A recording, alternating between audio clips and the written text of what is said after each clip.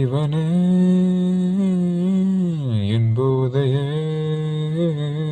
நீ போதுமென்று தோன்றும் நேரம்தான். அந்த பசங்க சாவுக்கு முழுக்க முழுக்க காரணம் நீங்க தான் ஜேடி.